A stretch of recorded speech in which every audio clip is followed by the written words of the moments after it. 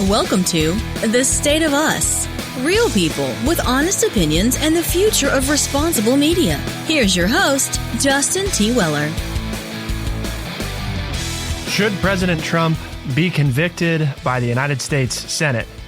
It's been some time since The State of Us delved headfirst into politics, but Lance and I honestly believe that we can offer a unique perspective. And hopefully, if you're a longtime listener, you know that Lance and I, probably about 2 years ago now, kind of established a new criteria for what makes it into the time, the very limited time that we get to spend with all of you each week. And it's pretty straightforward. It either needs to be something that isn't getting the type of attention from the mainstream media that we think it deserves, or isn't being covered in a way that we think does it justice. So in this case, it'd be meeting the latter criteria, where we're going to discuss, hopefully provide you the facts, the basics of understanding this process. Because I think that's one of the things that I hear from people the most is that they'll say stuff and they really don't understand how this works.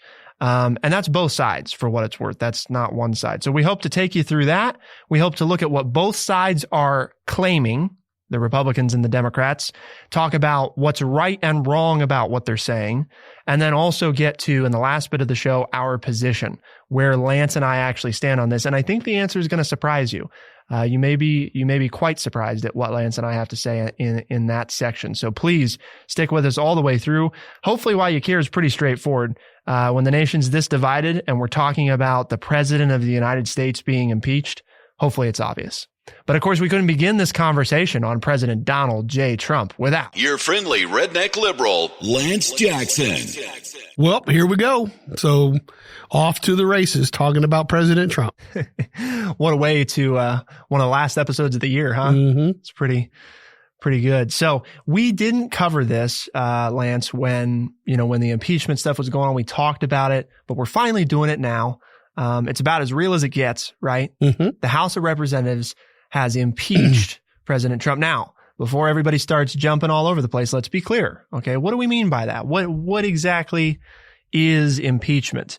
Well, to be specific, impeachment in the United States at the federal level, which is what we're talking about, okay, is the process by which a legislative authority, typically the lower house, and in our case, the House of Representatives, brings charges against a civil officer of government for crimes alleged to have been committed. Okay. This is similar. You could compare it to bringing an indictment in front of a grand jury. Okay. So it can That's what it says in the Constitution. It means to bring charges against. Yes. So the president has been charged with crimes. That's right. It does not mean that it's he has not a been conviction. Convicted. That has not happened yet. Impeachment means to charge with a crime. Yes. Think back to your high school civics class. That's what you should have been taught. But that's very, very basic, very simple definition. I'm not sure you're reading from the Constitution of the United States, but it may be worded a little more superfluously than that. But that's the basis of the definition. It means to charge with a crime. Yes. So to be clear, if somebody says President Trump has been impeached, that is accurate, okay? Because that's what's happened from the House of Representatives. They have gone through the process of alleging charges, which is the process of impeachment. And it's only happened 3 times where a sitting president of the United States has been impeached. Yes. And so now the next step is we go to the Senate, the upper house, if you want to use that terminology, and they will hold and I use air quotes here that you can't see, a trial. The reason I do that is, remember, this is the legislative branch, right? Okay. This is our lawmaking authority. They are not a legal entity per se. So this is not a trial necessarily that has to conform to any of the standards that a trial that you or I might go through would conform to. Impeachment is a political process. And that's a big key that I think we're going to get into. Is it's laid out in the Constitution how we go about this. And there's actually several, it's referred to in both Article 1 and Article 2. Article 1, Section 2, Article 1, Section 3. Article 2, Section 2, and Article 2, Section 4. So if you want to read the exact wording, you can. We'll get into some of that when we get to our actual position. But basically, the founding fathers set this up as part of the separation of powers. in the Constitution, not wanting one branch of the government to become too strong. And it's just like every place else that we think about, is that if someone thinks that you are guilty of a crime, they must prove that there's enough evidence there to charge you with the crime. And then, as per the Constitution, you have a right to a trial among your peers. And so, in the simplest effect, that's what the founding fathers did in the Constitution. They allowed the legislative branch to look and see if there was enough evidence to charge an elected official with a crime. And if so, then the other branch, and again, separation of powers and making sure that we divide powers between the House of Representatives and the Senate so that neither one of them become too strong. We let one bring the charges against and the other side hold the trial. Yes. So, real important. Because this is the other thing that people get hung up on is the House of Representatives, right? And how can they do this? Okay. It's real clear. Article 1, Section 2, it's a single sentence, Lance. The House of Representatives shall choose their speaker and other officers and shall have the sole power of impeachment. Then we get into Article 2, Section 4, and it explains very clearly, the president, vice president, and all civil officers of the United States shall be removed from office on impeachment for and conviction of treason, bribery, or other high crimes and misdemeanors. Mm-hmm. Okay. That's it. That's all we get in terms of why the House might start impeachment proceedings. Okay. Which is wonderful when you stop and think about it, because the founding fathers didn't put too much there. They left it open so that as government and as historic times change, the government can do what they see fit with that. We sometimes, people want to argue, well, they should have put more in there or they should have put more No, that's the beauty of the document, is that it allows for interpretation based upon the political climate at the time of said violations. So on that note, Lance, you talked about, right, historically, we've been through this a couple times. Tell us about those cases. You have Andrew Johnson, okay, which was after the Civil War, during the period of the Reconstruction, pretty much immediately after the Reconstruction, and President Lincoln had been assassinated, and Lincoln had chosen a Southerner from Tennessee to be his vice president in the 1864 election, hoping that the war was going to end quickly and that having a Southerner on the ticket and as his vice president might alleviate some of the harshness of the country coming back together after the war had ended. Unfortunately, shortly, just a few days after the war, surrender papers had been signed. Lincoln is assassinated, and now Johnson, who was not elected president, but was elected vice president, now has to ascend to the presidency, and he must rule over how the southern states will come back into the Union as a Southerner, which means if he's harsh, then that's going to be an issue, because Lincoln didn't want to be harsh, number one. And number two, he as a Southerner would not be expected to be harsh. But if he wanted to make it as easy as possible to come back in, which is pretty much the way Abraham Lincoln had seen things, he wanted to move on and bring the country back together and try to heal the wounds as quickly as possible. Then the legislative branch saw Johnson as a true Southerner, and the only reason he was being easy on the South to come back in was because he was from the South. And that so it was a political fight between Congress and the newly sworn in president from the South as to who was going to control the Reconstruction. And Johnson was impeached and had his trial and kept the office of president by one vote. They missed the Senate by one vote, did not convict him of the charges of which he was accused.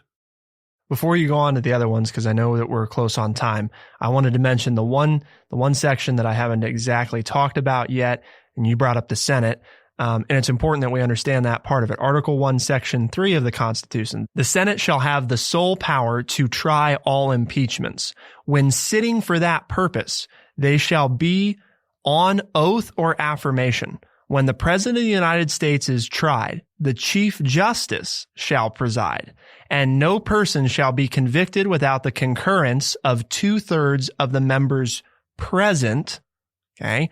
Judgment in cases of impeachment shall not extend further than to the removal from office and disqualification to hold and enjoy any office of honor, trust, or profit under the United States. But the party convicted shall nevertheless be liable and subject to indictment, trial, judgment, and punishment according to the law. So in layman's terms here, Lance, see if you agree with this. Basically, okay, the Chief Justice of the United States Supreme Court. So here's where we're getting the three branches, He's right? called in, but he is not a voting member He doesn't vote, the court. but he's going to preside, gonna supposedly run the show. Mm-hmm. And I, again, say that with air quotes because traditionally, in these cases, the Chief Justice has basically not done anything because they view that as mostly their role is to just preside, not to attempt any agenda. It goes on to explain that in order for this to be successful, 2/3, right, is the number required for conviction.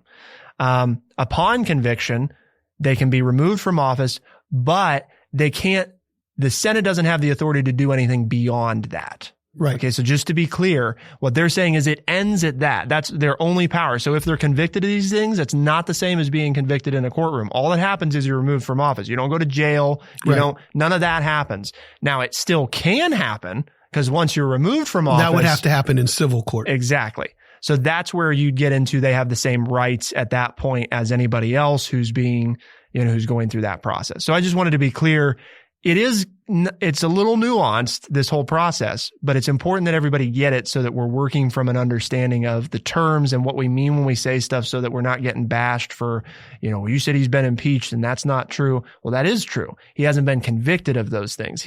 And maybe that's the, media doing us a disservice thing, Lance. They need to be more specific that making sure people understand impeachment is just alleging that he's done these things. The Senate has being charged with a crime. Yes, charging him with these things, making these allegations, and the Senate has to decide whether or not those things whether or not they find them to be accurate and thereby worthy of removal of office. So we're going to continue this conversation. We'll get the rest of Lance's history here in just a minute. Keep it here on The State of Us, and we'll be right back.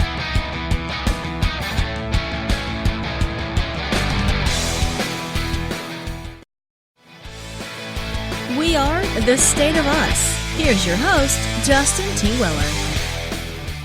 Should Trump be convicted?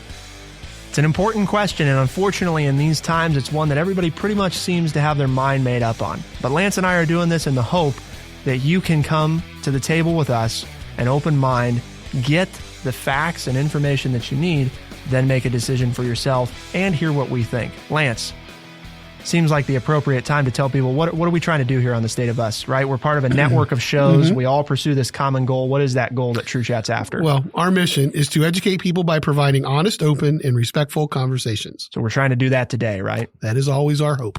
And this is one where sadly I've not seen a lot of those on this topic. Not very many. Not very many. There have been few and far between. That's at best. So we left off beforehand. I think we've gone through all the procedural matters, right, that we can go through. Yep. But we got to finish the history component. So we talked about Andrew Johnson. The only other president to have ever been impeached in the history of the United States was one William Jefferson Clinton. Bill Clinton was impeached by a Republican House. And again, you could argue that it was politically motivated. They were arguing over the budget and some other things, but he was charged with lying under oath, that he was questioned about his relationship with a young intern and lied about it, and that he lied while he was giving testimony. Okay.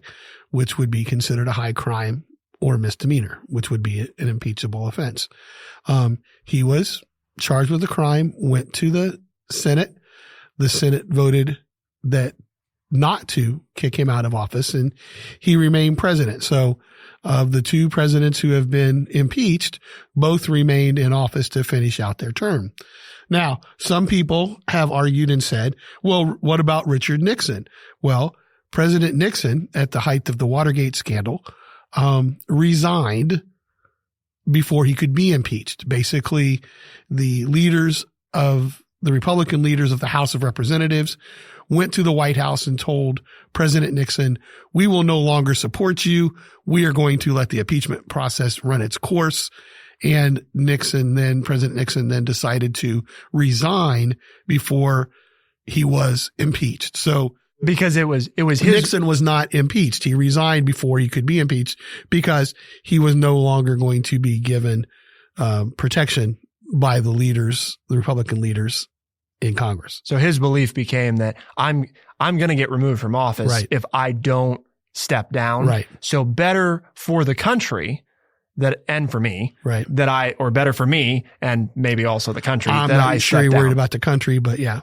And so instead we had the only person who was never elected to the presidency or the vice presidency become president of the United States. Gerald Ford was put in a very harsh situation because Nixon's vice president had been that put in jail on tax evasion charges. And so Nixon had IRS. Nixon had to pick a new vice president, which he had the power to do, and did so. And many people think that there was a deal made because as soon as Nixon resigned from the office, Gerald Ford became president, and Ford immediately pardoned President Nixon for any crimes that he may have committed while in office of the presidency, which meant there would be no civil trials. Sure. So, because important to note, right? The other part from the Constitution, we did leave one thing out, is that it explains the president shall have the power of the pardon. But in that clause, right after that, it explains except for impeachment. So what happened there, the shenanigans that went on, is that he could choose his vice president, which he did. Vice president comes in, right? He leaves. Vice president becomes president. President has the power to pardon, but not an impeachment. So he can pardon him from any civil offense, which is what happened. And he was never impeached because he left before that happened. So he was basically technically free and clear of any wrongdoing. Of ever being tried or being punished for any wrongdoing. Officially being whether he did or didn't. Found guilty of any of that. We don't know because we all have to decide for ourselves because there was never a court of law or the House of Representatives that determined that did that with Nixon. So you have, just very quickly, Andrew Johnson, Bill Clinton, and now Donald Trump, who have been impeached by the House of Representatives. Gotcha. There have been 2 trials, both found not guilty of the charges. So we've never actually, just to be clear with our listeners, we've never actually gone through the process of removing somebody. Right. Because the trial never found them The 2/3 guilty. vote has never happened in the Senate. Okay. So now we move on to what is actually being alleged, because this is another one of those, just this, swirl of information from both sides about this, that, the other. Let's be really clear. Okay. There's two things. That's what it comes down to. Everything you've ever heard. And keep in mind, Lance and I are trying to, for the sake of this, set aside the other things that come into play. Yes, the Democrats have never wanted Trump to be president. I mean, anybody who says otherwise, they're just lying, right? I mean, why would the Democrats obviously don't want him to be president? I mean, it's no secret. Just like the Republicans don't want Nancy Pelosi to be Speaker of the House, right? You don't want that. So that's enough said on that. But here's where we get into what is actually, right? What's actually being said.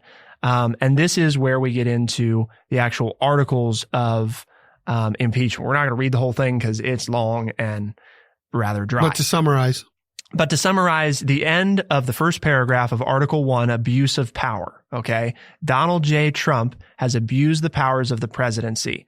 And it goes on to explain that the main stuff that it's talking about here is that President Trump, acting both directly and through his agents within and outside the United States government, corruptly solicited the government of Ukraine to publicly announce investigations into A, political opponent, former Vice President Joe Biden, and B, a discredited theory promoted by Russia alleging that Ukraine rather than Russia interfered in the 2016 presidential election.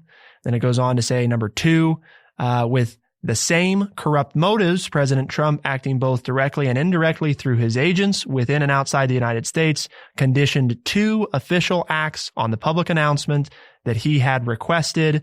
And it goes on to provide, aid Essentially here, it boils down to, tell me if you disagree, Lance, the idea that President Trump abused his powers by attempting to use a foreign government to influence our elections, which is not legal. Right. You're not allowed to accept or solicit as a candidate aid from any federal foreign entity. Okay. Does it justice, but is a simplistic understanding. Yes. Lance and I aren't lawyers. I agree with that. That's pretty much what they've said. And if that's what they've charged him with. Yes, that's what they've charged him with. Based on the evidence that they collected in the interviews and documents and all the other things that they had at their disposal, that is what they have decided to charge him with, those two things. So real briefly. And they'll be voted on separately. Right. He doesn't have to be convicted of both of them by the Senate. They can vote on one and then the other. The problem as I see it you tell me the problem on the Democrat side. What do you see it as here with this charge that they've brought forward? What's the criticism that might be valid that somebody could bring against this? Well, I think, I don't know. The main criticism is the other side feels that this is just a partisan attack. Sure. That it's not a valid argument. That's the only criticism I think you can have of them is that, they're just going after the president because they didn't want him to be president. I truly believe that they've proved their charges that with the evidence that's out there. Right. So I think the biggest thing, and I think they qualify as high crimes and misdemeanors, because that's another part of the argument is, okay, even if they did this, does it rise to that level? So, and I think it does. And this is where it gets tricky, right? Because you can say just from a legal perspective, except this isn't a legal process. Right. And I know that confuses people. What I'm getting at there is they don't have to meet a legal criteria. Okay. Right. So what a lawyer might say, and what they have said, again, forget what side we're talking about. Just what a lawyer might say is the president legally, right, can withhold aid from anyone, right, in order to serve the interest of the United States. You could go on to make the legal argument that it absolutely would serve the interest of the United States to get somebody's help to look into corruption, right? Where it becomes problematic is we're talking about somebody that happens to be running against you for president of the United States, right. Okay? Now, if Joe Biden did that stuff, and here's wherein this problem lies, where the founders it's impossible. You can't think through everything. And even if you can't always find a solution. What if he really did do that stuff, right? Should the president now not, try to do something about it? I don't know. That was part of what Obama faced with the very, tight rope of the FBI investigation. But historically, you go back to Clinton Jefferson and Adams. Jefferson wanted to ally with the French and Adams wanted to ally with the British. Mm-hmm. And they went back and forth as to which one was best for the United States. That's a concurring, theme in American history. So agreeing or disagreeing on who we should go get support from or who we should make deals with. Mm-hmm. So that's Article 1. If we move on to Article 2, this was originally talked about as obstruction of justice, okay? But that's not what it is. And there's an important distinction. Obstruction of Congress, which is different, they lay out, in response, without lawful cause or excuse, President Trump directed executive branch agencies, offices, and officials not to comply with those subpoenas, referring to subpoenas from the House of Representatives. President Trump thus interposed the powers of presidency against the lawful subpoenas of the House of Representatives and assumed to himself functions and judgments necessary to the exercise of, quote, sole power of impeachment, end quote, vested by the Constitution in the House of Representatives. So what they're saying is President Trump violated the Constitution, which makes it clear that the sole power of impeachment will be invested in the House. And by directing people working for him to not comply with that investigation. The president didn't stay in his lane. Right. He stepped in and tried to do something that was not a power given to the office of the president. Right. And again, as Lance highlighted, I think, the other side's argument, the one thing I guess that I would be critical, the biggest thing is that they have not, I think they could have taken better routes with this. I would have gone the more technical route of They spent a little time, like Lance mentioned, on the whole, well, maybe these don't rise to this level, but they just kind of dropped that after a while. And it's just become it's just a partisan hack job. I get why they're doing that because it's a real simple message.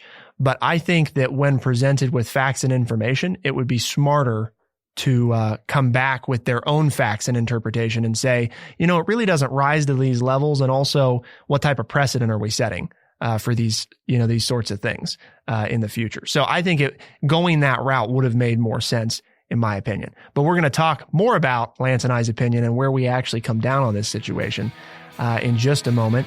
We've got lots more to come here on The State of Us. Hopefully you're getting some use out of this. I think we've tried to lay it out pretty well, but that's always up to you. So let us know. thestateofus.org. There's articles, books that Lance and I are reading, all kinds of great resources there. thestateofus.org. We're going to keep talking about should Trump be convicted or not. You're going to get Lance and I's answers here in just a second. Keep it here on The State of Us, and we'll be right back.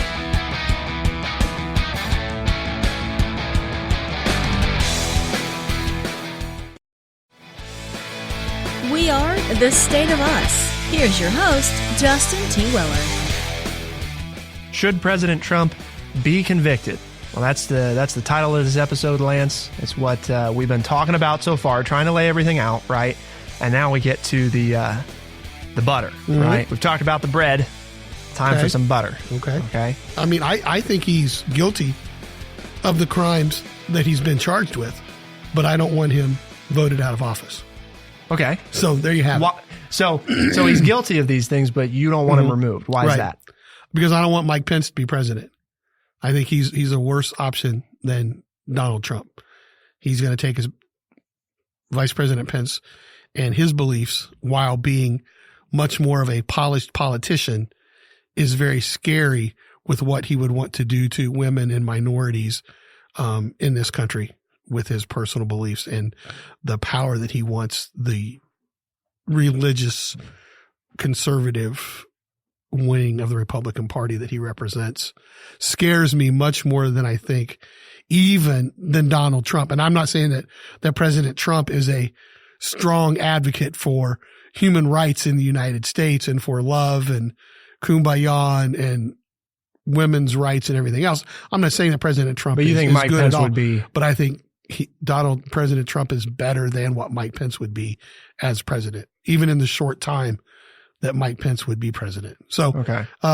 So what would you? So I'm in a dilemma because I think that if I were in the Senate, that to me, if it was not a partisan vote, which I think it's going to be, right? But I would say, well, yeah, I think these crimes. I think when you have anybody who plays with the sanctity of the presidential election, of any election in the United States, you should be gone. I mean, to me, that's bottom line. Okay. And I think that's been proven that the president played with the outcome of the election or attempted to, whether it made a difference or not, he tried to play with the outcome of the election. I think that's been proven. So therefore he should. Or he wanted to play with it. Right. He tried to, whether he accomplished it or not, he attempted to. So I think on those grounds, he's guilty, but I really don't want to see him out of office at this point in time. I guess I would have to vote. I would have to vote no. Mm-hmm. So what would you say to somebody that asks you then, there's doing the right thing. And you've said that the evidence is there, yep, but you're not going to vote to get him out. So I don't know. I guess isn't probably the law and we have to do what's right. I would probably vote too. I'm going back on what I just said. So I'm flip flopping John Kerry style. I would have to vote to convict, but boy, I'd be holding my nose because as much as I don't agree with most of what President Trump has done and what I think he is as a president and the harm he's done our country, he's violated the Constitution as per the standards of the founding fathers. So he should be removed from office, even though I think it would be best for the country if he remained and had to face. Well, then aren't you getting re-election. into the greater good thing? Even though he's done something wrong, removing him doesn't serve the greatest good. This is why I don't believe it does. Yes. And see this right here. And but again, that's what each one of those 100 people have to do. Yeah. Well, that's their job. That's the decision that they have to make, and then go back to their constituents and explain why they did what they did. Mm-hmm.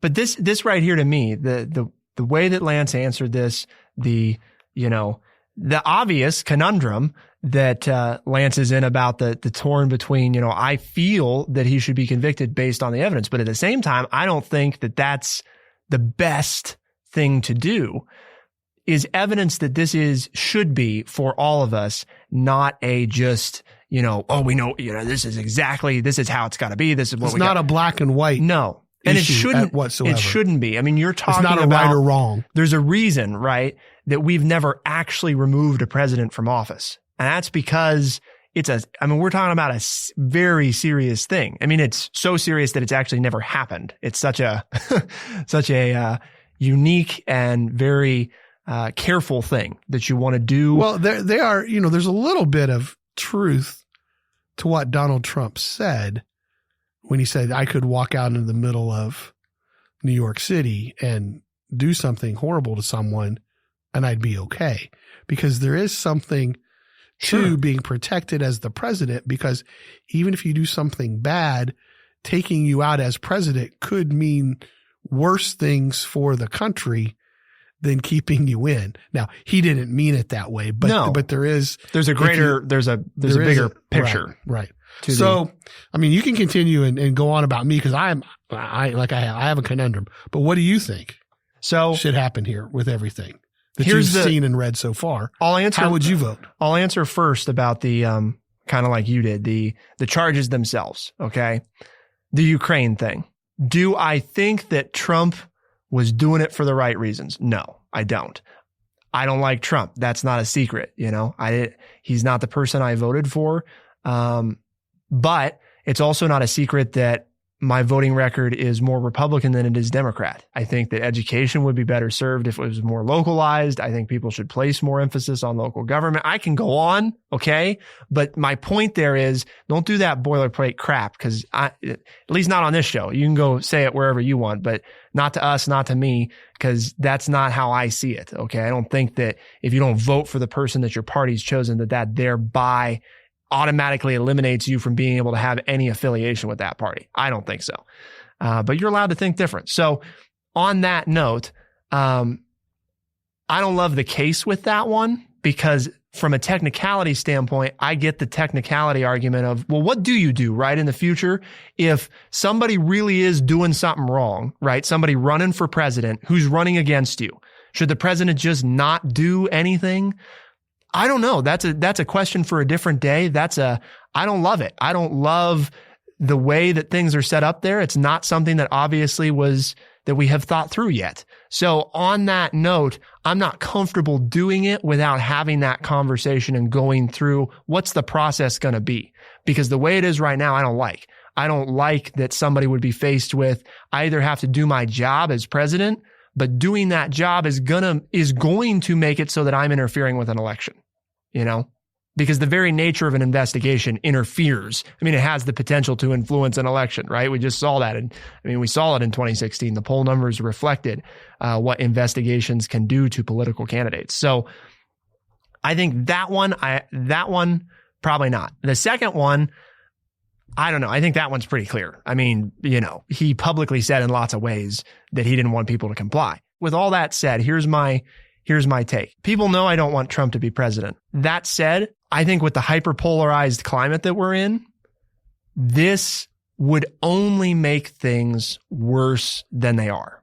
I do not think this would fix anything. In fact, I think that it would probably ensure somebody like Trump gets elected again in 2020 if we go through with this. Because as Lance and I just covered on our most recent episode, the power is shifting as a result of people moving to cities, is shifting more rule. Rural areas are gaining more authority in these elections, okay? So if you do the very thing that they don't want to see happen, they're more likely, right? It's that whole conflict thing that we always talk about. If I come at somebody, they're going to defend themselves and they're not going to be open to reason. And I said when this whole thing got started, this whole, it was mentioned and Lance and I talked about it, strategically, this is the wrong move for Democrats. It's also not the right move for the Republicans to do what they're doing and treat this like a joke. If I was leading the party, that's not how I would try to defeat it, right? If I was leading the party. But I would not go at it that way. No, because I just think it delegitimizes the whole process. And it says that even though the House of Representatives has bestowed that power, and even though everybody there was elected, that they somehow don't have the right to go down this road. And I don't think that's true. I think that's a bad precedent. So because I think it's the wrong strategy, because I don't want Trump or Mike Pence or somebody like those people to be president, because I don't think those are actual Republicans. I think they're much like the socialists that have somehow hijacked the Democratic Party. I think they're the nationalists that have hijacked, the Republican Party. And those are not the parties that I believe in or that I want to vote for. And I think as long as we're under this illusion that those are those parties, this only serves to make it worse, because they'll just both use it as ads, and we'll end up either with somebody way on the left side that's just as crazy, except on the left, which I don't want either. I mean, Lance can tell you that. We talked about socialism before the show. I'm not in favor of that either. So I don't want either of those extremes. And for that reason, I don't think it's the right move, because I think it will yield net negative effects for the country. So we both want somebody in the center. And I don't know. Doesn't look like we are going to get one in 2020, but we shall wait and see. It's still early. Being honest, right? Yep. We don't want somebody from either side, either craziness. Nope. So, and I think that's what this does, unfortunately, is just adds to the craziness. So let us know your thoughts, please. thestateofus.org. We do care what you think. Hopefully you weren't surprised, but hopefully you were interested in our answers and took time to listen to them and take them at face value. And we educated you a little bit. Yes. Because I think it's a misunderstood process for sure. I mean, I had to read up on it. I'll be honest. I understood the basics, but this doesn't happen very often, thankfully. And I think that's why it's important that when it does, we take time to understand this stuff before we just rush, as everybody did, Republicans and Democrats, to an immediate conclusion. So on that note, let us know your thoughts again, thestateofus.org. Lance, we've challenged people, right, to bring others into the conversation, because if we're going to have these honest, open, respectful conversations, it'd be good to share them with people. So if you're going to invite somebody to tune into the State of Us, what are the ways you could tell them to listen? Got 2 new listeners while we were on Christmas hiatus, so in the family. So hey, we'll take it. You can go to Spotify, Stitcher, Apple Podcast, or anywhere else fine podcasts are found. And don't forget, The State of Us is now a syndicated radio program in addition to a podcast. So for all the various ways to listen, Lance mentioned a few of them, you just go to thestateofus.org. For The State of Us in Urbana, Ohio, I'm Justin T. Weller. And I'm Lance Jackson. Thank you so much for tuning in. We'll see you next time. Be the change.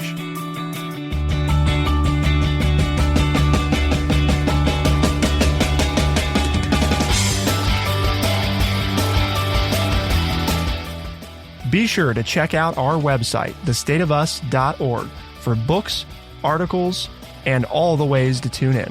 thestateofus.org.